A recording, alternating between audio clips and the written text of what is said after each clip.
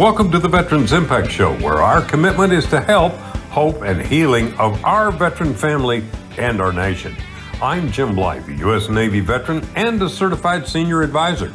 Join us as we continue the mission of leadership and commitment to our communities and our great country. Why, you never know where we're going to go or who you're going to meet. We invite you to join in, plug in, and share in what we do. This is your Veterans Impact Show. Hey, welcome aboard, and what a great day we've got. I'm going to tell you, Cedric White, who's my co-host now, is probably the best partner I've had in a very, very, very long time. He makes things so great, and we enjoy so much being part of his church and his ministry. It's terrific. So you're going to need to look up healingthinehearts.org, right? Yes, sir. Yes, sir. All right, Cedric.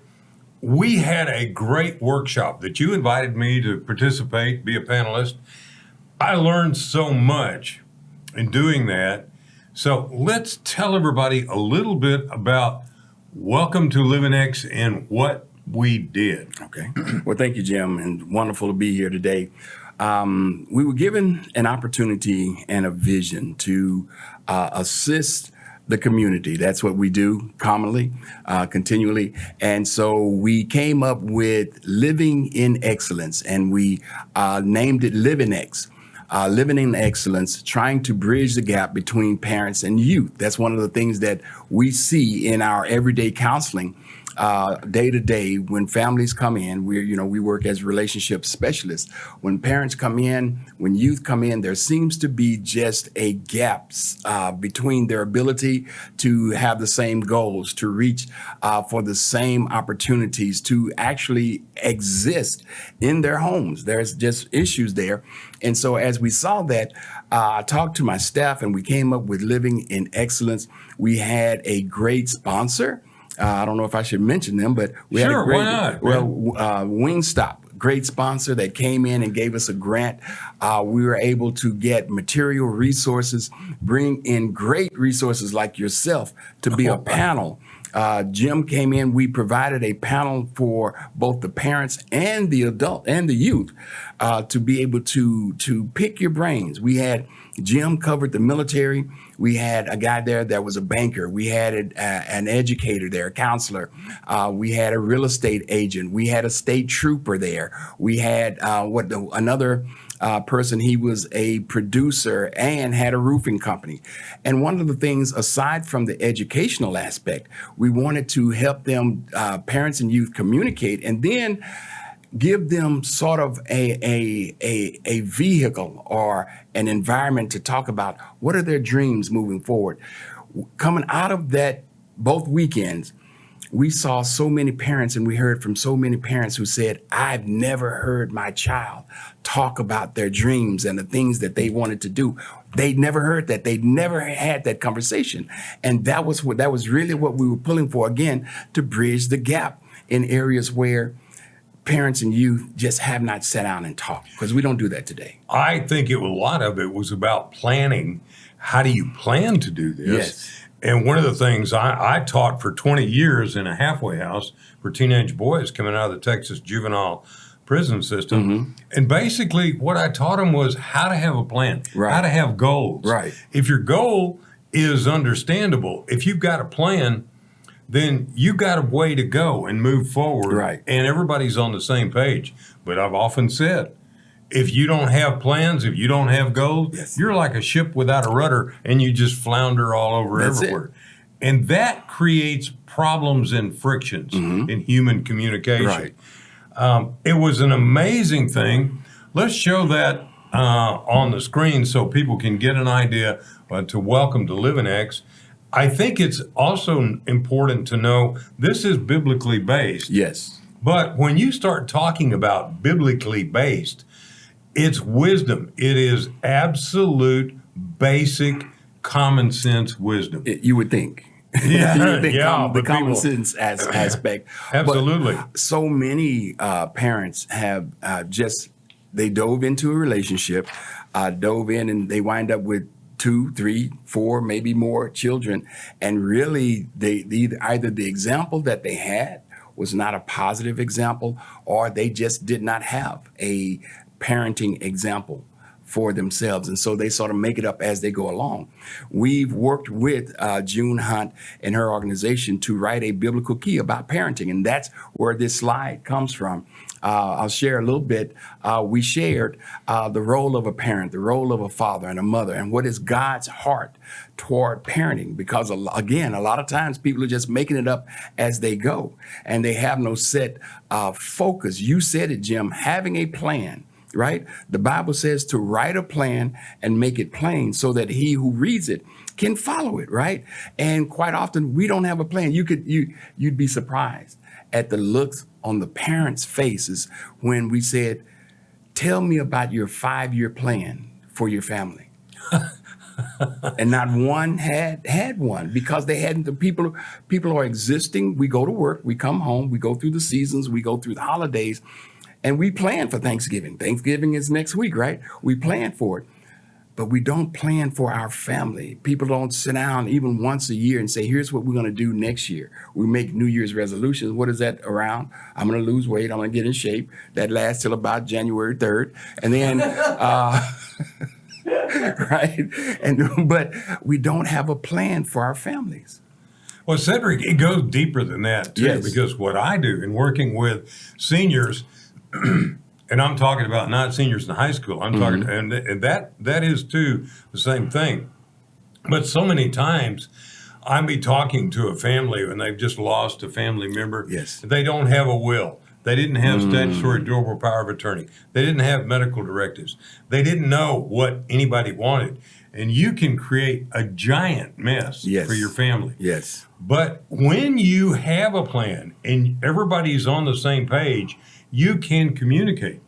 You know, if you're trying to communicate out of this book and it's written in Hebrew, and I'm trying to communicate out of this book and it's written in German, you got a real gap. We have a problem, yes. So I think it was amazing to do that. And one of the other things, one of the slides we had up talked about the roles, the role of parent, father, mother. Cedric, we have blended families. We have single parent families. We have diverse families. We have diverse families racially, culturally, so many things. Yes. These roles get confused. These roles get cloudy, and they're Very much hard so. to define. And that's, you know, for children, they're going to school and they're seeing all different kinds of things. Well, the one thing that another reason that we wanted to really bring this, what we call LivinEx Summit, to the community is because we know for a fact, if you, the parent, if you're not communicating with your child, then somebody else is. Oh, man. And it's not like when I grew up, yeah, right? We had the radio, we had the TV, all 3 channels that went off at 10 o'clock, right? Now there's 24-hour TV, there's 24-hour internet, there's 24-hour social media, everything is there. And parents, quite often, parents are at a loss. You've said it before. We live in a society where now we have grandparents that are raising children. Now look at the gap there. Grandparents don't even understand how to work the technology, and the children don't understand possibly the danger of some of the technology out there. And so there's a huge gap, and that's what we're trying to bridge, that gap between them. Yeah, I think that's important, and especially with some of the dangers in cyberbullying or trafficking and Yes. these other things, that these things become a trap. So if you and a family have a plan, and if you as a family have lines of communication, you say, okay, when this happens to you, I want you to come see me. Yes. I want to sit down about it. It's also incredibly important to the military, because I got to tell you the truth, we're different. Right. And in your marriage management counseling you do, Cedric, you talk about boots on, boots off. You're talking about going on deployment. You're Right. talking about all of these things. And one of the things is that's always constant Right. is the family. But you've got to be able to be cohesive unit or everybody gets hurt. Well, you've mentioned it several times, Jim. Small word, big emphasis, if. The if factor. What happens if something happens while I'm deployed? What happens if something happens while I'm deployed and the parent that's home with the children or the caregiver at home with the children, something happens to them? Do we have a plan?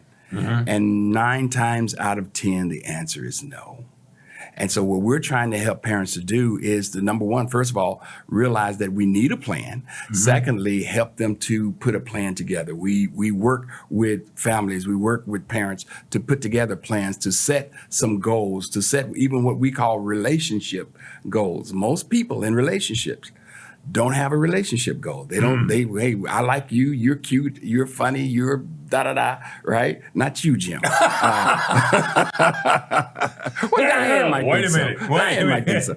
But eventually the reality of life comes in and they're not prepared for it. So we try to help them to set a focus so both leading mother, father, both leading entities can lead their children, and the whole family now understands what we're trying to live toward. But most people in today's society have never even thought of doing that. Oh, without a doubt. And I got to tell you, one of the things that I've done is an in-depth study of the book of Proverbs, thanks to Joyce Meyer in her book on wisdom. And I will give her credit for that. And we've talked about it. And here is ancient wisdom. You know, I said many years ago when I had little boys, 2 great sons, great wife, that, man, I wish there was really a good parenting manual, because the things that I saw out there, I felt like were lacking. Right. I had one, didn't know it, in the book of Proverbs. Right. And again, some writers, Joyce Meyer is one, there's others, who take these things and put them into more understandable within our culture. Right.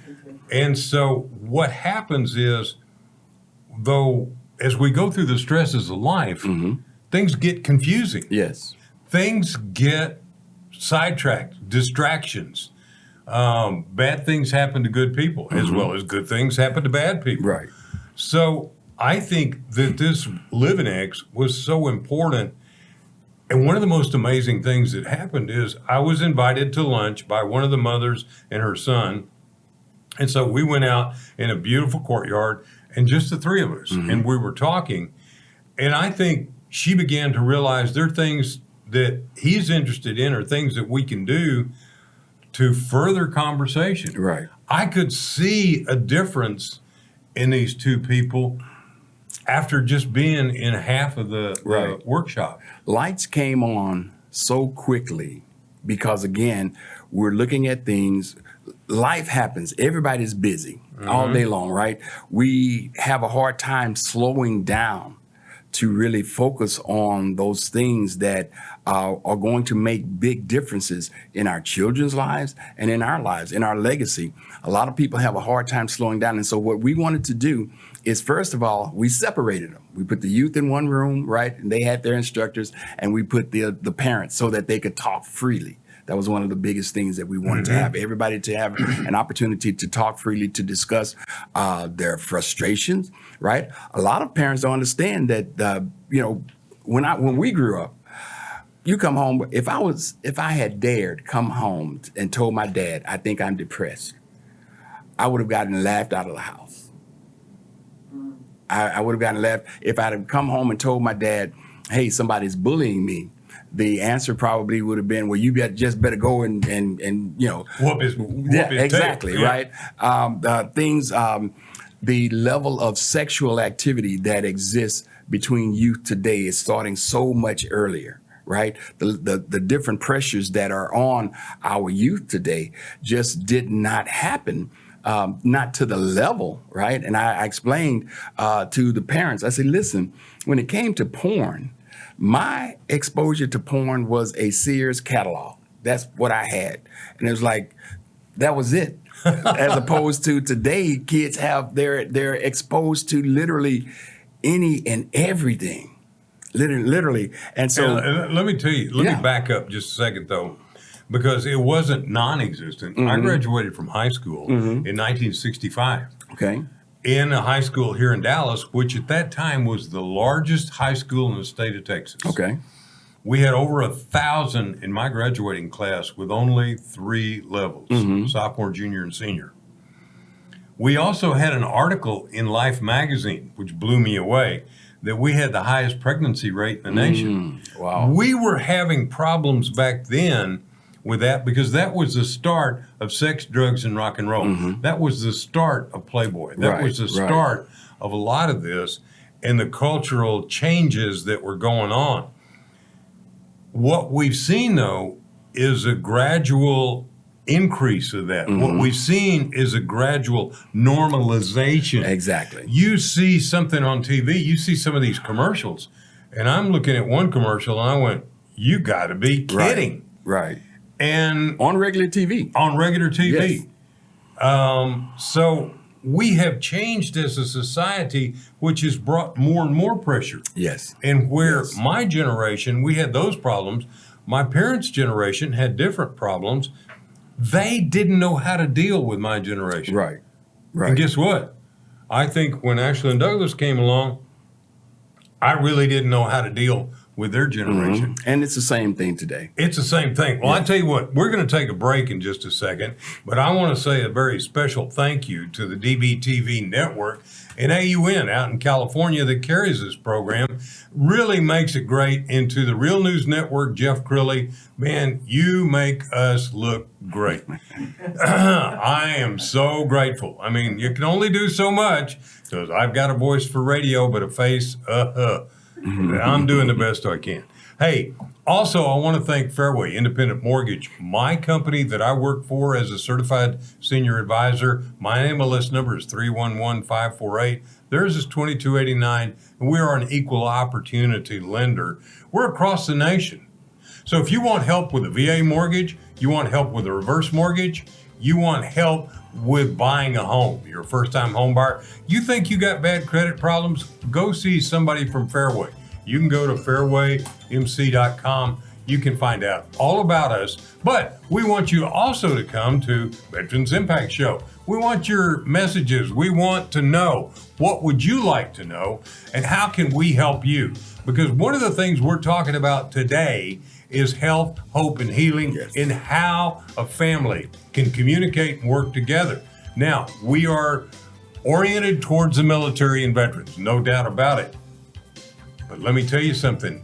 There are a lot of civilians who are running into the same problems that we do, and we all need to work together. We all need to work together. So this is Veterans Impact Show. Cedric and Jim, we're here for you. We'll be right back after these words. Thank you for being part of it.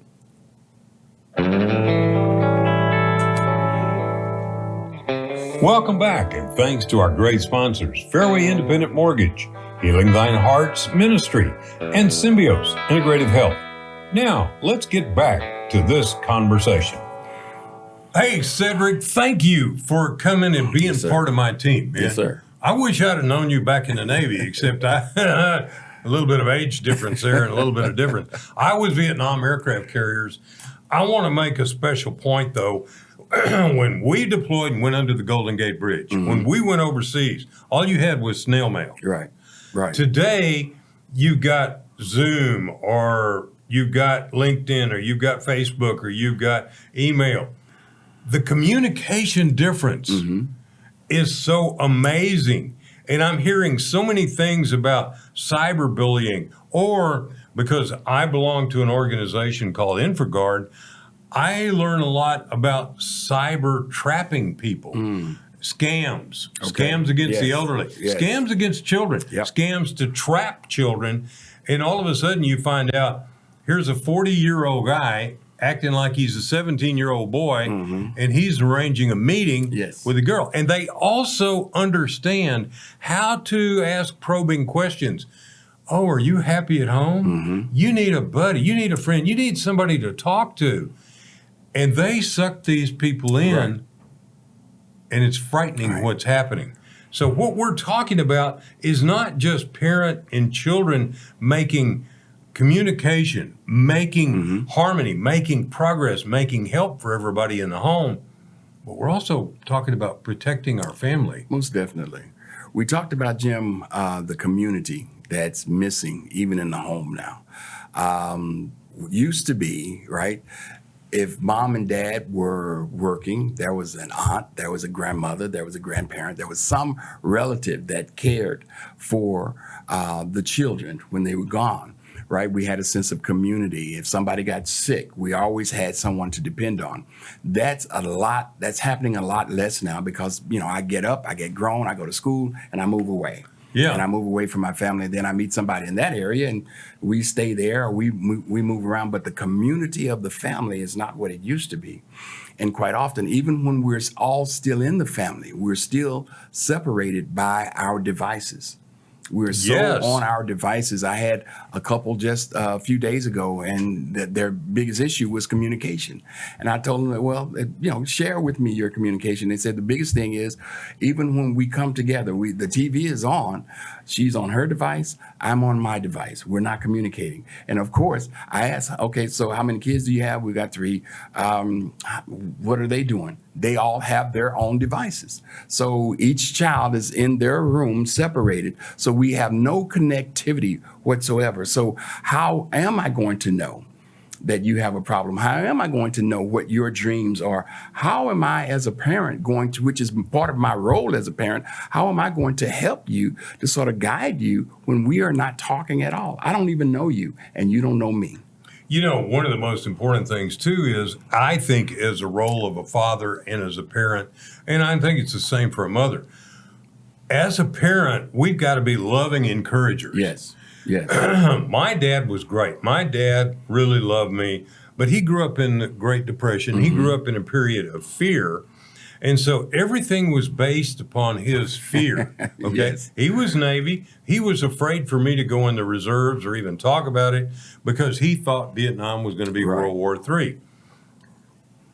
As it was, I ended up in Vietnam. It was probably the best thing that ever happened to me is going through that. But Cedric, the way he talked to me, I think if he'd have gone through something like LivinEx, he might have go, gee, maybe I need to be encouraging and say something different. Yes. Maybe I need to say, hey, Jim, that sounds like a great idea. What can I do to help you?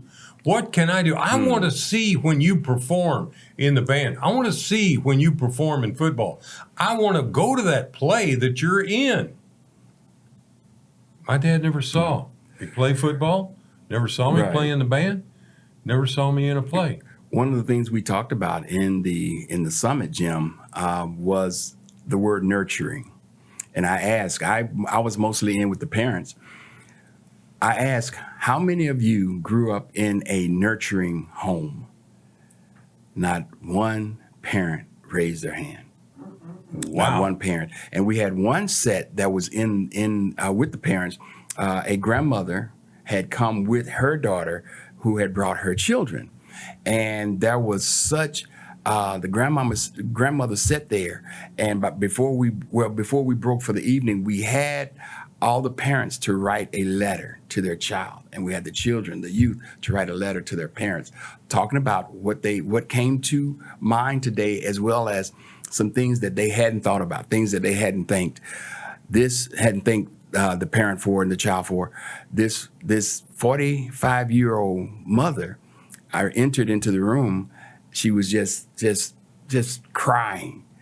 And I was like, is everything okay? She said, yes, my mom, the grandmother, had written her a letter to say how she's sorry that she didn't know some things. She's sorry that she missed some things in raising her child, but she had learned so much that day, just in that short time. I think we spent 6 hours together. She had learned so much in that day, that what she'd missed out on, and how she was still going to try to do better with her 45-year-old daughter. That, to me, that spoke mounds. Oh, yeah. On what was talked about in that time that we spent with the parents. And my dad, he wasn't ignoring me, or he wasn't not taking care of me. He was busy trying to make a living. We got the same thing going on today. Yes. There are some families that got 3 jobs. Right. I do basically 3 jobs, volunteer and do this. And trust me, I understand. Yeah, I know what you do. So we lose focus on those around us. Right. Well, Jim, a lot of times our parents didn't have the wherewithal to get some of the things that we get today. Yeah. Right. And so I always tell people, you can only give what you have.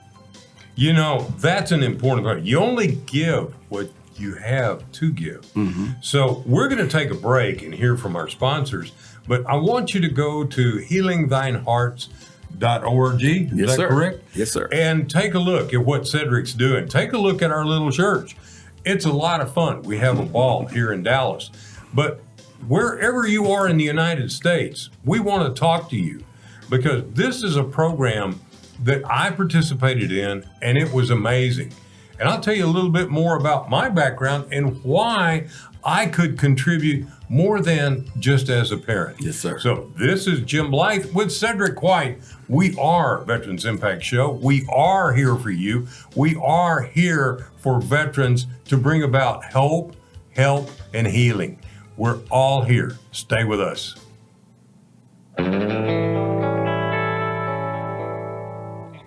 Welcome back, and thanks to our great sponsors, Fairway Independent Mortgage, Healing Thine Hearts Ministry, and Symbios Integrative Health. Now, let's get back to this conversation. Cedric, I got to tell you, we were talking about the LivinEx, the conference Living in Excellence, really about parenting and about communication. But it's not just a conference for parents. Right. You had the youth in, and I didn't get to spend as much time with the youth, but I did have an experience that kind of blew me away. Okay. This young man, I'm sitting there on the panel, and he wanted to ask me specifically a question, and he phrased it, and I'm like, what? Would you repeat that? And finally one of the guys said, he's talking about such and such and such and such. And I went, oh. He might as well been speaking Greek, you know? Yeah. And he's old enough to be my grandson, and we don't know. And when we don't spend time to perfect that communication, then you're gonna do like I did and go, huh? Right. And then you're gonna look like and you're gonna act like, huh? And you know, that isn't gonna help you. Right. Right.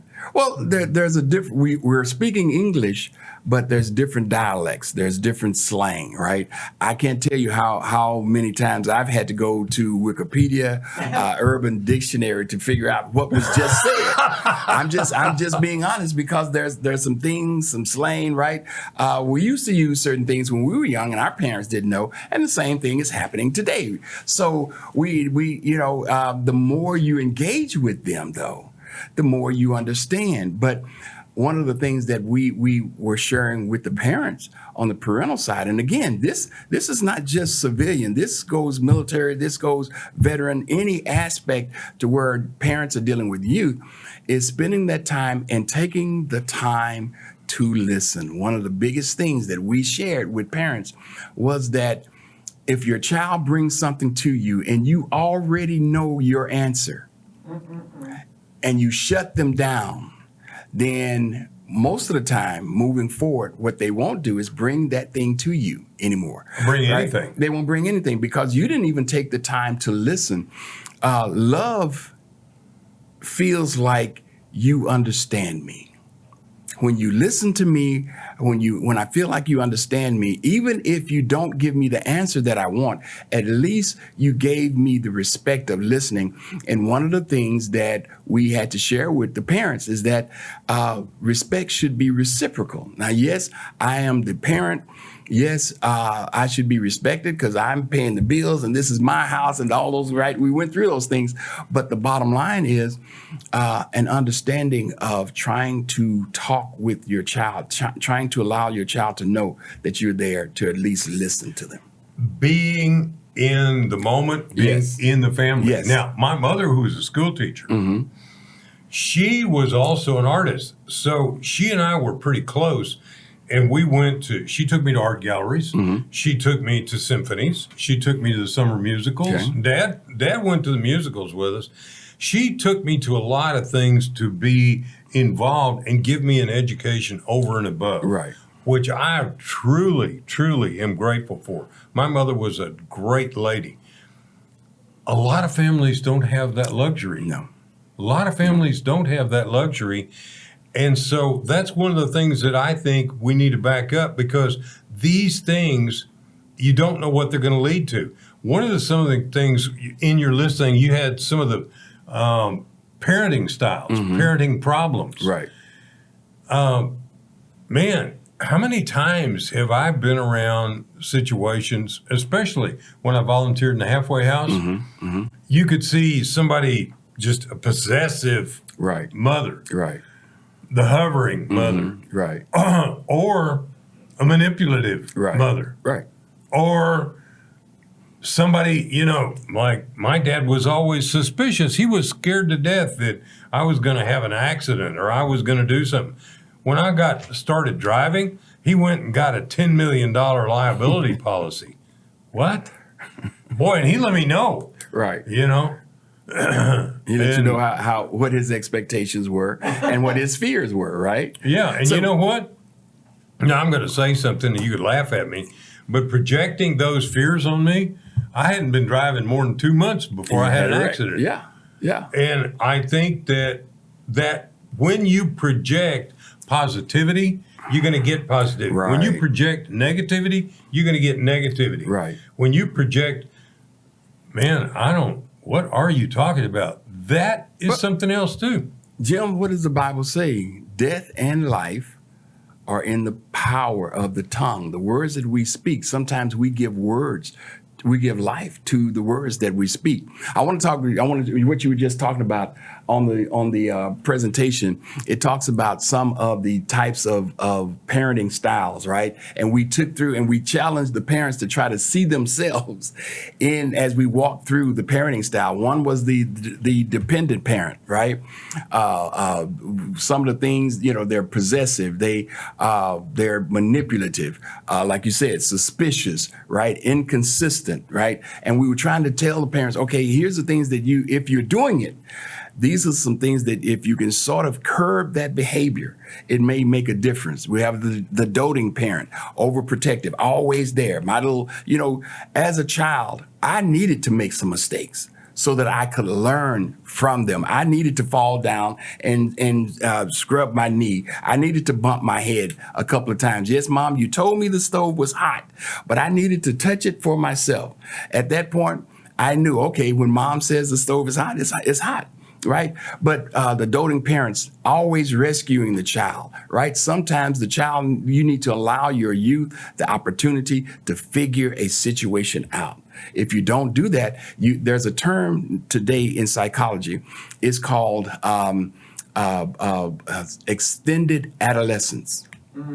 Extended adolescence. What does that mean? That means when I was growing up, they would say that a young man comes out of adolescence and becomes mature around age 25. Well, now it's called extended adolescence, and they're saying that young men, that neocortex, that higher order of thinking, is not developing until they're like 33, 35 years old.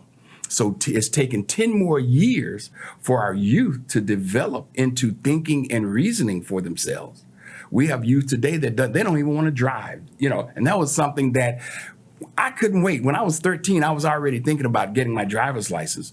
But again, it's incumbent upon the parent to help lead and guide these students, right? There was two other types of parenting, right? The domineering parent, right? Over-controlling, inflexible, hypercritical, right? A situation is either black or it's white. There's no in between. And so we have to understand that sometimes there is some in between, and we can come together if we listen and understand. It's not just a definite no right now, and we don't want to talk about it. Well, for the child, if his parents black and white, because I encountered that as well.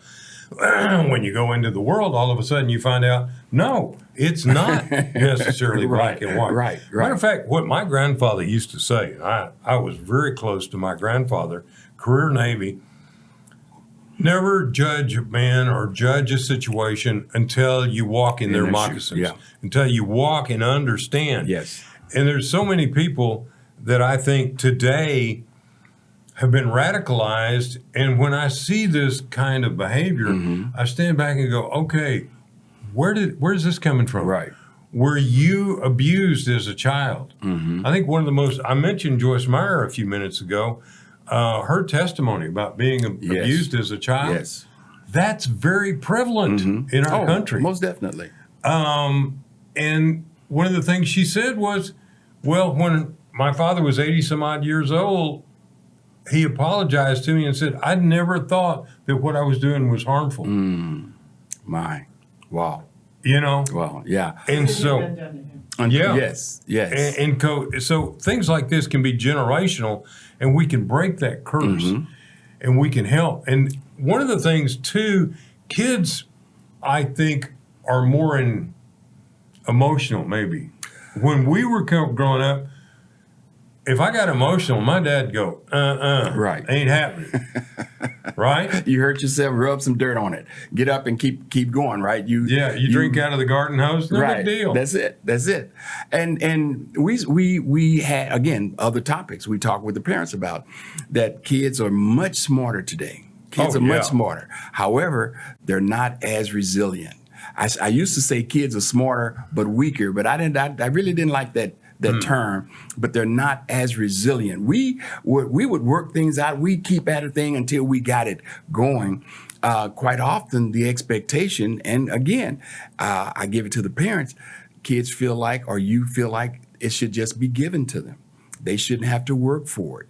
They finally get into the workforce, and I hear a lot of management talk about today that our younger generation just, and I don't want to cast such a wide blanket. You can't. But a lot just don't really want to work or figure things out, and when things get hard, they expect someone to rescue them. And we need to instill a work ethic into our children that I think is getting worse and worse. I think one of the greatest things that happened to me, now I was immature. I went in, I'd had 2 years of college, didn't do well in college, wasn't ready. What happened to me is when I went through boot camp, wake up call. Now I grew up in a quasi-military family. My grandfather was career. My father had been 6 years in the Navy during World War II. And I heard the war stories. I had an uncle that was in Bastogne, had another uncle that was a POW in Germany. He'd been shot down. I had another uncle that was a communications tech on board ship. Every friend I had, too, had a father or a mother who had been involved in World War II. Okay. Now we have so few. And one of the things, too, is boot camp teaches you to excel. Boot camp can teach you how to observe, how to adapt, overcome, and accomplish things. Right. And I think that training, if the parents are not in the home, or the parents are working their tails off trying to make a living, what's the kid going to see? Right. Other than video games and TV. And you know, we even had to try to shift video games, right? Because we have situations that come into our office where you've got grown men, I'm talking 30, 45-year-old men, playing video games all day, losing jobs because they're playing video games. And so I did a study on why are video games so prevalent. And it came down to as simple as, this is one of the few places that I can lose and start over immediately, right, to do it again. It's fantasy, but there's no consequence really for me losing. So I can stay in this fantasy world and lose over and over and over again. And then when I win, I feel like I'm accomplishing something, but it's all fantasy. Well, let me tell you something else I found out. When going to a CSA conference, there was a computer and there was a company that had developed software for seniors to use the computer and do certain types of some video games. But what they figured out, and get this, is it's habit forming. Yes, it is. Because you have the manipulation of your hands, you have the sound that you're hearing, you have the thing you're looking at. And so what happens, especially in casinos, they know this. Yeah. And casinos use all of that. Video games now are being designed to use that and hook these kids in to that fantasy world. And basically, I got news for you. I like going on Facebook and looking at reels, man. I can go through, I don't know how many bears and tigers and lions I can see before there goes 45 minutes. Yes, easily. Easily. It's human nature. But we've got to break that cycle and change the conversation. And in order to do that, you got to be there. Well, be there, as well as what we talked about, setting goals, right? If our family, I'll challenge any of you out there, any of you listeners, to go and ask a friend, go and ask a relative, what are your family goals? And see what they come back with, right? Like I said, most couples, when we ask that question about even relationship goals, we want to travel the world, and we want to have a house, and we want to maybe be out of debt. And I say those are what we call the mechanics of a relationship. That's the surface stuff. What below that? What does your relationship stand for? When somebody is in your presence and they leave you, what do they leave you thinking? What are the two of you, when they leave your presence? Cedric and Michelle, wow, they are X. They should leave your presence. They may not say the exact same word, but it should be synonymous with what you stand for. Cedric and Michelle, Jim and Diane, wow, I know they have a standard. They believe in God. They believe in doing righteous things. They believe in helping the community. That should come out of just everyday conversations.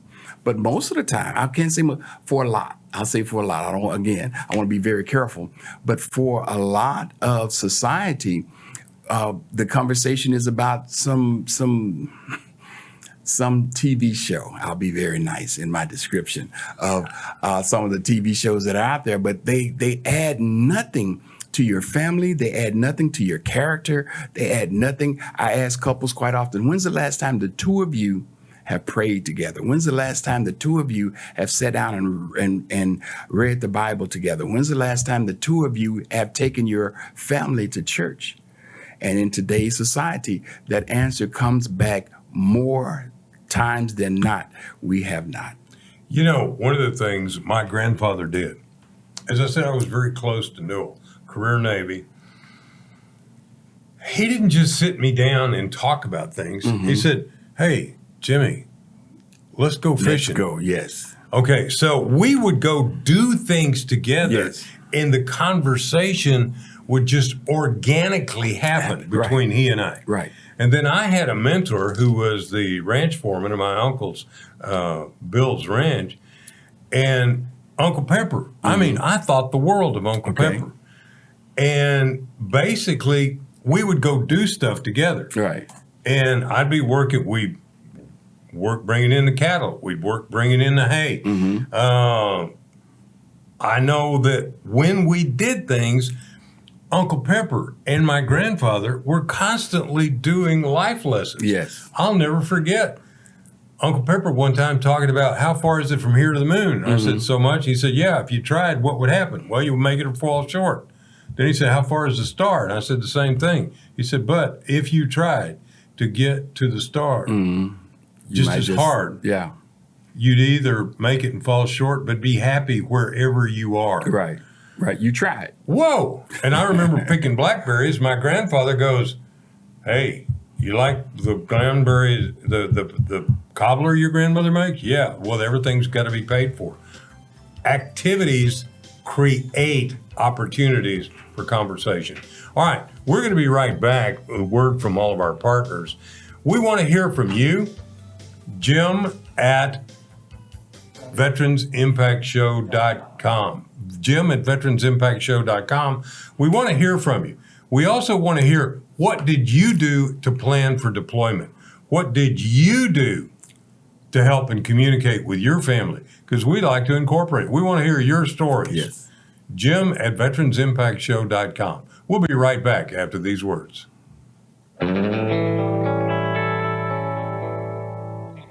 Welcome back, and thanks to our great sponsors, Fairway Independent Mortgage, Healing Thine Hearts Ministry, and Symbios Integrative Health. Now, let's get back to this conversation. Oh, Cedric, this has been an amazing conversation. Yes, sir. But the LivinEx conference or symposium workshop that you put on was an amazing opportunity. And I thoroughly enjoyed it.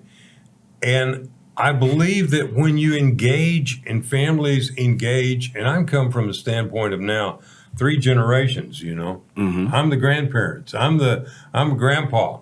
And I think you can make a contribution. Yes, definitely.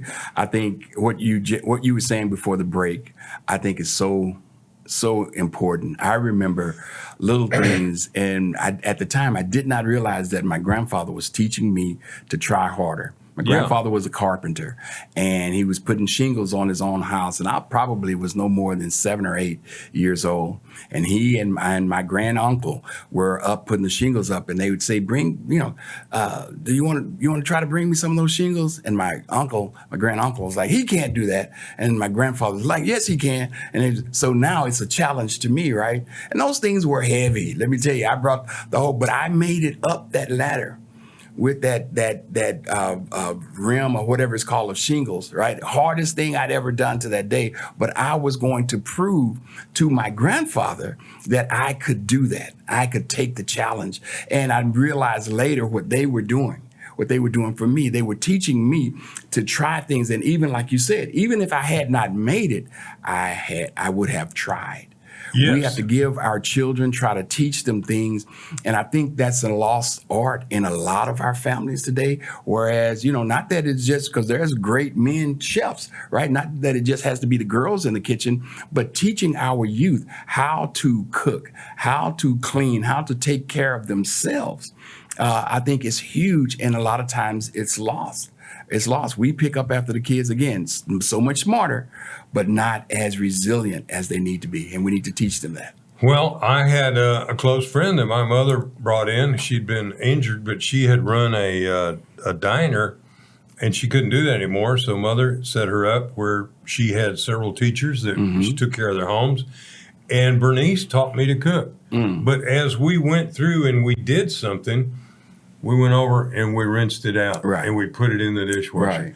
You kept your workspace clean. My grandfather, he would always say, "Okay, you take that tool, you use it properly, and then you clean it and put it back." Yes. Okay, one time we were going, Granny yells, "Hey, lunch, come to lunch." I put the tool down. We went up there. I did not clean the tool, did not put it back. We came back. I couldn't find my tool. I'm looking all over the thing. Right. Gramps had quietly put the tool in a drawer, and he said, "What are you going to do about it?" I said, "Oh my God, I guess I got to go buy you a new tool or something." He goes, "Did you learn anything?" I said, "What do you mean?" He said, "What had happened if you'd cleaned the tool and put it back? It'd be right where it's supposed to be." Yes. Oh. Yes. Oh. Just small. Then he pulls it out of the drawer and says, "Now clean it and put it back." Life lessons, right? Yeah. Our parents, our grandparents. One of the things, and I don't know where I got it from, Jim, I've always liked being around people who are older than I am, because they could always teach me something. And again, I think that's something that's lost on our youth today, and we need to get back to that. And it didn't have to be, there's a safety issue nowadays. It's sort of sad, right? You've got to be careful as to what even family member, but in a safe environment, to allow your child to sit under someone who has more knowledge, who can teach them some things. And sometimes my mother used to say, you'll listen to somebody else say the exact same thing that I've said, and you'll get it, right? And we know we've all done that. And so that may be the case. But listening to our elderly, people who are older, who have wisdom, getting our youth to sit down with them, I think is important. That's what happens in the military, right? Absolutely. Somebody who has the skills, they teach it. All right, let's talk about this. You want to know more about what Cedric did with LivinEx, go to healingthinehearts.org. Yes, sir. healingthinehearts.org. You want to know and you can't follow that, then email me, jim@veteransimpactshow.com. My telephone number is also right out there. It's 214-502-4600.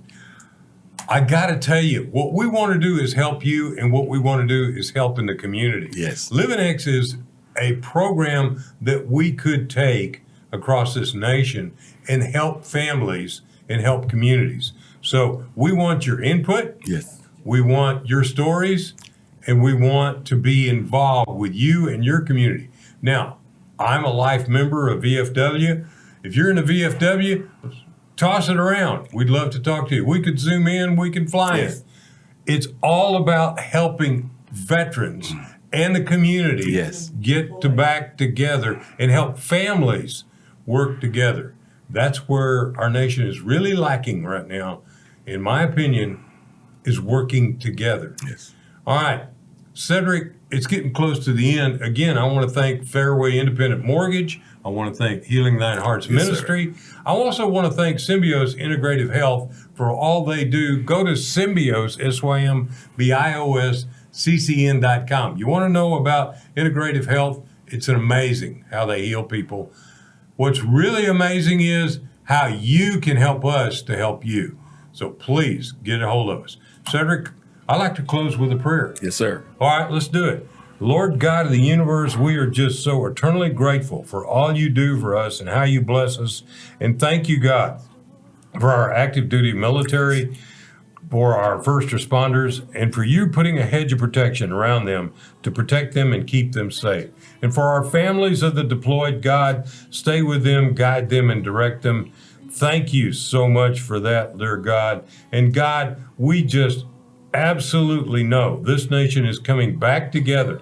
One nation under God, indivisible, with liberty and justice for all. Amen. Amen. Amen. Cedric, this is a blast. Let's do it again next week. Let's do it. All right? All right. Let us know. We're here for you. This is Veterans Impact Show. Let us know how we can help you to heal and be a part of your community.